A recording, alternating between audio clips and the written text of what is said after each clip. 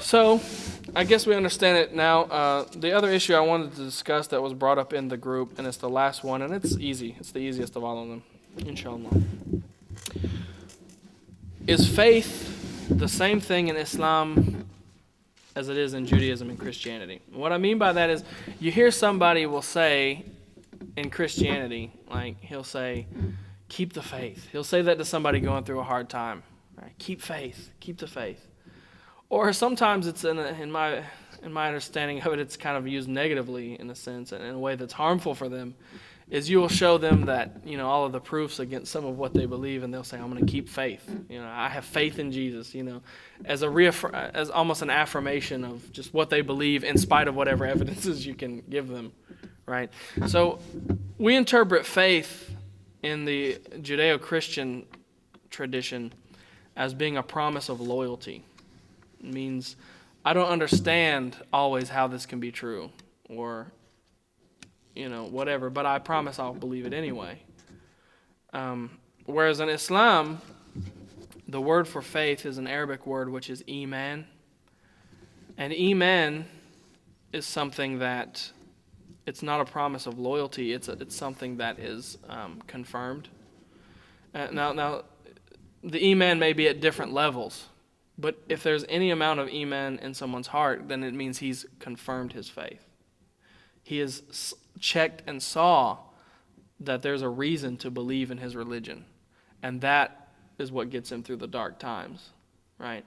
When it's difficult to revert back to the logical proofs of Muhammad ﷺ being a prophet, when the heart isn't always in it, to be able to look at the character of the Prophet ﷺ and know that he was a prophet. To be able to look into the Quran and know that it's from Allah. This is what we call yaqeen. And the reason the Christians and the Jews sometimes don't understand this is because actually the ulama have said that the Jew and the Christian can never have yaqeen. Yaqeen, it means certainty. They can never have it. They can have ikhlas. Ikhlas means sincerity. They can be very sincere about what they believe, right? And that's true. They're very sincere when they say Isa alayhi salam is Allah. They're sincere when they say that. But they don't have yaqeen. They don't know it. Right? Whereas a Muslim, we can have yaqeen. We can have both. We can have yaqeen and ikhlas. And we ask Allah subhanahu wa ta'ala to give it to us. Okay? So that's the difference. Iman comes with confirmation, whereas faith comes as it's just a promise of loyalty. There's no confirmation there. Right? And so that's how we understand it. Now I would like to give us a refresher, especially since you brothers weren't here for the last meeting, or the meeting in which we discussed this, on when we use faith and reason. When do we use, because we do have a certain concept of a promise of loyalty in Islam. For example, when you see something in the Sharia that it doesn't really make sense to you, like why is that a law, right? You don't use logic on that, right? I can give you some evidence. For example, I can give you some evidences as to why we don't eat pork, but I can't give you proof. I can't give you an ironclad, everyone has to accept it argument as to why Muslims don't eat pork. I trust, I have iman, I have faith that Allah subhanahu wa ta'ala forbade it for a reason, and it's for my own good. I can't really give you anything too much more beyond that, right? That there's some benefit in not eating pork, and there's some harm in eating it. Okay, that's all I can say. So we don't use reason then in following the hukum, the rules of the deen. But you use reason before you enter into it, right? So like, for example, how is the Prophet Muhammad ﷺ a trustworthy source to get information from Allah? You can use reason. You look to the evidences and the proofs of that. How do I know the Quran is from Allah? You use reason. How do I know the hadith and the Quran has been preserved? You look into the historical things and the facts and you make up your mind and you use reason.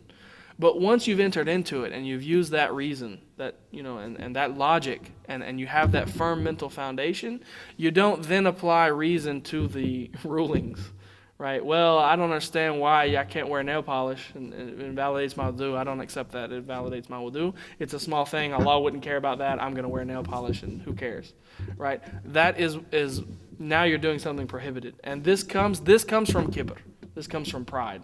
To not submit to the rules. After you've used your mind to accept that the Prophet Muhammad ﷺ is a prophet and that the Quran came from Allah, to then use your own opinion on that is the height of arrogance and kibr. And that's why Allah subhanahu wa ta'ala says in the Quran, He says that it is not fit for a believer when Allah and His Messenger have decided an affair for them to have any opinion in it. Right? So then you don't look into it and say, well, yeah, Imam Malik said this, and we know he got it from the Prophet ﷺ, but I'm going to follow my own understanding of that. That is the height of arrogance, and that is a big, big sin. And the Prophet ﷺ said, whoever has in his heart an atom's weight, a very small amount of kibr, will not enter Jannah. They're not going to enter paradise. Because why? Because kibr is going to prevent you from submitting and obeying Allah. And one who doesn't obey Allah doesn't reap the rewards that come with obeying Allah. Now, someone might try to flip the switch on that and say, well, okay, why is it then that using reason to see if you want to be a Muslim isn't arrogance? And the answer to that is because Allah subhanahu wa ta'ala is al-adl. He's the most just. And throwing somebody in the fire is only just. Putting someone in the hellfire as a threat for not believing in a religion is only just if the religion makes sense. So it's from Allah subhanahu wa ta'ala's justice that you can use logic before deciding to become Muslim, like looking to the proofs of the Prophet ﷺ being a Prophet ﷺ and the Quran coming from Allah. It's from His justice, right? Because it's not justified for Allah subhanahu wa ta'ala to throw somebody in hell because you didn't accept a religion that made no sense. I mean, how is that just? Except that God is one and three at the same time, and His own Father and His own Son, and all this stuff that doesn't make sense. And if you don't, I'm throwing you in hell forever. Well, okay, throw me in hell forever, but I'll know forever that I was treated unjustly, right? That you are not the most just. But if this is an argument that I've seen ulama they use on Christians. They say, I want you to imagine, Christians, a scenario, right? That I'm standing before, let's say your religion is true. Right? And I'm standing before Isa, and he's a Trinitarian God of some sort, astaghfirullah al-azim, but, let's say, argument's sake, that's true. And he says, why did you not believe in me? And your response is what? The same response we would give to a Christian now as to why we don't believe it. How could I believe that Allah was a baby, the creator of the heavens and the earth, right? And He had to be taught His own scripture? Right, because it says that in the Bible that He was trained in the ways of the Pharisees, the rabbis and whatnot. Right? He had to be taught His own scripture, and and babies, they have to have their diapers changed and all this. How could I believe that about you, the Creator of the heavens and the earth? Right? And so then, if Allah subhanahu wa ta'ala, if Jesus or whoever it is, He then puts me in hell, then I'll know forever that I was treated unjustly. But the contrapositive of that is what if the Christian, his religion, what if, for argument's sake, when you're talking to the Christians, you tell them, for argument's sake, your religion isn't true, and you're standing before Allah.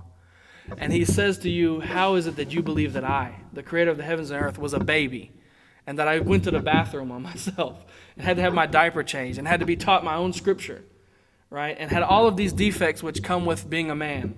How is it that you believe that about me? And then the Christian, of course, what's his answer going to be? He'll have no answer. Or anybody who believes that Allah was a man. Many religions believe that. Right? He will have no answer he can give. So then when Allah subhanahu wa ta'ala puts him in hell forever, he will know forever that he deserves to be there. Right? And this is from Allah subhanahu wa ta'ala's justice.